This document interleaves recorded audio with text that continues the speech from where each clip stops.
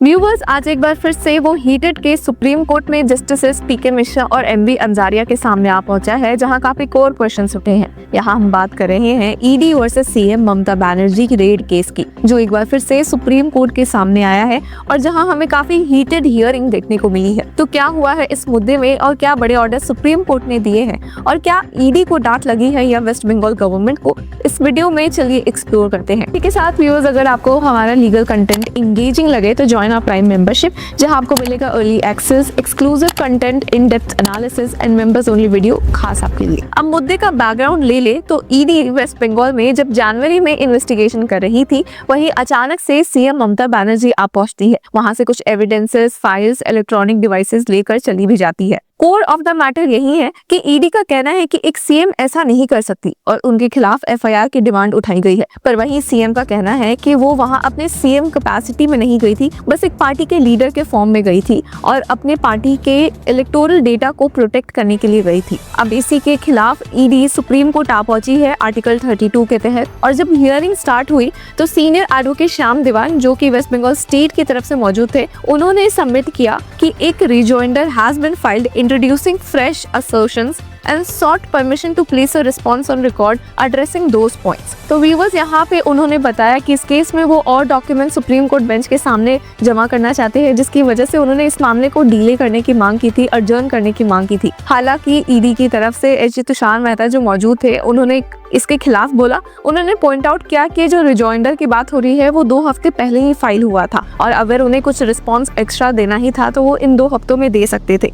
उन्होंने कहा कि कोई रीजनेबल बेसिस ही नहीं है मैटर को डिले करने का और ये मैटर खुद बहुत ज्यादा डिले हो गया है। उन्होंने माना है, उन्होंने ऐड भी किया है कि ये एक इंसिडेंट है जो चीफ मिनिस्टर को इन्वॉल्व करता है, जो कि सेंट्रल एजेंसी के इन्वेस्टिगेशन के दौरान वहाँ प्रीमाइसेस में घुस गई थी और ये एक सीरियस मुद्दा है और अभी तक इस मामले की प्रोसीडिंग्स ढंग से शुरू भी नहीं हुई है, पहले से ही अर्जन हो रही है। हालांकि यहाँ सीनियर एडवोकेट श्याम दीवान ने वापस से सबमिट किया कि जो प्लीडिंग्स है वो पहले कंप्लीट होनी चाहिए, pointing out that the rejoinder contains assertions going beyond the scope of the original petition and therefore sought time to file a response। अब यहाँ पर सीनियर एडवोकेट मिंका गुरुस्वामी, जो भी वेस्ट बंगाल सरकार की तरफ से मौजूद है, उन्होंने कहा कि जो फ्रेश assertions हुए हैं वो have been introduced in the rejoinder और इसलिए यहाँ पे स्टेट गवर्नमेंट को मौका चाहिए एक्स्ट्रा अपने सबमिशंस देने का। हालांकि सुप्रीम कोर्ट ने इससे मना कर दिया। उन्होंने खुद एक्सेप्ट किया कि रिजॉइंडर 10 दिन पहले फाइल हुआ था और उन्होंने इंडिकेट किया कि हियरिंग कंटिन्यू होगी। तो व्यूअर्स, यहाँ हम पहले ही देख सकते हैं कि मामले को अर्जन करने की डिमांड उठी थी, हालांकि सुप्रीम कोर्ट ने इसे मना कर दिया और यहीं पर अब सॉलिसिटर जनरल तुषार मेहता ने स्टार्ट किए आर्ग्यूमेंट्स रखना। उन्होंने कहा कि this is my petition, I will justify invoking article 32। अब व्यूअर्स, यहाँ पे एक पूरा मुद्दा ये उठा है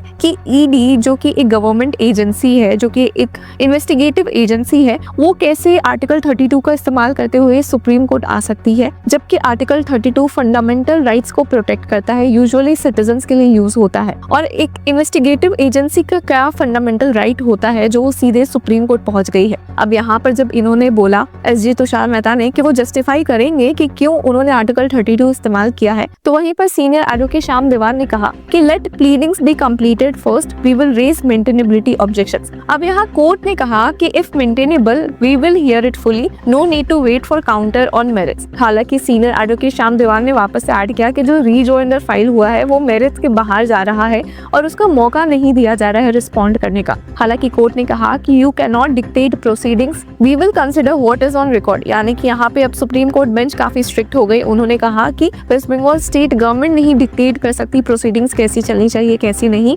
वो खुद देखेंगे कि व्हाट इज ऑन रिकॉर्ड और नॉट, दिस इजंट अबाउट अडजर्नमेंट्स। अब यहाँ पर सीनियर एडवोकेट श्याम दीवान ने वापस से कहा कि मैटर बहुत सेंसिटिव है और डिटेल्ड रिप्लाई इस केस में चाहिए। तो यहाँ पे कोर्ट ने कहा कि it may be sensitive for you. अब यहाँ पर एसजी तुषार मेहता ने सबमिट किया कि it is highly unusual for us. Court ने एसजी को बोला कि वो प्रोसीड करे। यहाँ पे अब सीनियर एडवोकेट कपिल सिब्बल, जो कि वेस्ट बंगाल गवर्नमेंट की तरफ से ही मौजूद थे, उन्होंने कहा कि वो एक प्रीलिमिनरी ऑब्जेक्शन रेज कर रहे हैं, जिसके बाद सीनियर एडवोकेट श्याम दीवान ने यही पॉइंट उठाया कि ईडी ज्यूरिस्टिक या कॉर्पोरेट एंटिटी नहीं है और उनके पास राइट ही नहीं नहीं है सू करने का। जिसके बाद उन्होंने कहा कि in any case a petition under part 3 जो कि डील करता है फंडामेंटल राइट से, वो ये रिक्वायर करता है कि एक फंडामेंटल राइट वायलेट हो। उसी पर उन्होंने कहा कि ये ईडी द्वारा क्लेम ही नहीं किया जा सकता क्योंकि उनके पास फंडामेंटल राइट ही नहीं होता है। This raises a significant constitutional question on maintainability and where specific statutory remedies exist other routes are exclude. अब इस पर एसजी तुषार मेहता ने कहा कि स्टेट ऑफ वेस्ट बंगाल ने भी कई केसेस में आर्टिकल 32 का इस्तेमाल करते हुए उसे अप्रोच किया है, केरला ने भी किया है। जिसके बाद सीनियर एडवोकेट श्याम देवा ने कहा कि referring to article 145 such substantial constitutional questions must be heard by a bench of at least 5 जजेस। तो व्यूअर्स, कहीं ना कहीं यही बात उठी है कि क्या ईडी या इन्वेस्टिगेटिव एजेंसी आर्टिकल 32 का इस्तेमाल करते हुए सुप्रीम कोर्ट आ सकती है या नहीं।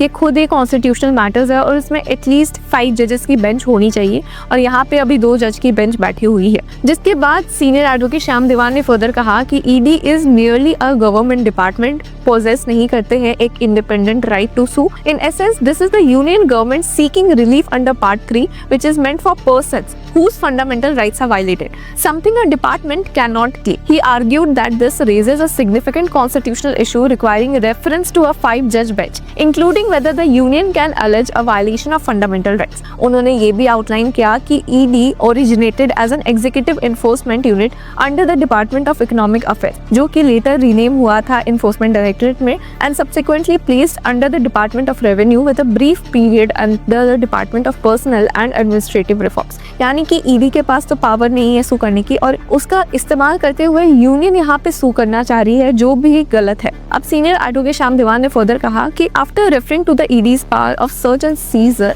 Submitted that the enforcement directorate is merely an arm of the union government and not an independent legal entity. उन्होंने आर्ग्यू किया कि अगर पार्लियामेंट एक बॉडी कॉर्पोरेट बनाना ही चाहती थी विद द राइट टू सो, वो ऐसा स्पेसिफिकली बोल सकती थी, जो कि यहाँ पे केस नहीं है। उन्होंने एम्फसाइज किया कि the right to approach under article 32 is available to a person, and since ED lacks judicial or natural personality, petition itself is not maintainable. जिसके बाद उन्होंने क्लैरिफाई किया कि even under PMLA, while powers and responsibilities are assigned to authorities, there is no conferment of independent legal personality or an express right to sue. उन्होंने conclude भी किया कि ये दोनों एलिमेंट्स एसेंशियल है सू करने के लिए, judicial status and the right to sue, और इस केस में ये दोनों ही एब्सेंट है, reinforcing the challenge to maintainability. उन्होंने फर्दर सुप्रीम कोर्ट के डिसीजंस को भी रेफर किया in chief conservator of forest versus collector 2003 to argue that only a legal entity, either natural or juristic,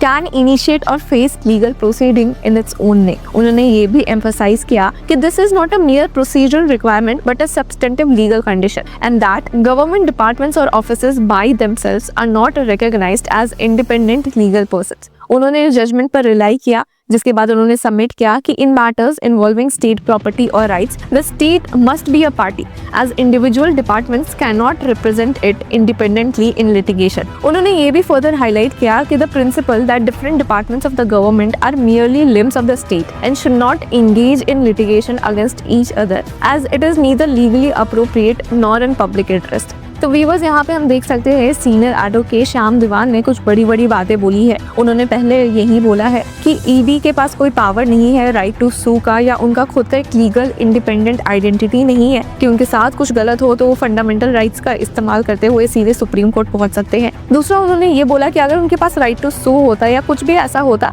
तो वो एक्सप्रेसली मेंशन्ड होता, statutes में mentioned होता, एक्ट्स में मेंशन्ड होता, लेजिस्लेचर प्रॉपर्ली ये बातें मेंशन करती, जो कि इस केस में नहीं है। इससे ये क्लेम करना कि ईडी के पास फंडामेंटल राइट्स है और वो इसे चैलेंज कर सकते हैं, ये खुद में एक कोर इशू है और इसे सुप्रीम कोर्ट को डील करना चाहिए, बट एक कॉन्स्टिट्यूशनल बेंच को डील करना चाहिए, एक 5 जज बेंच को डील करना चाहिए। अब ये हियरिंग कंटिन्यू रही है व्यूअर्स, और इस हियरिंग में क्या हुआ है ये देखने और जानने के लिए जुड़े रहिए विद लॉ चक्र।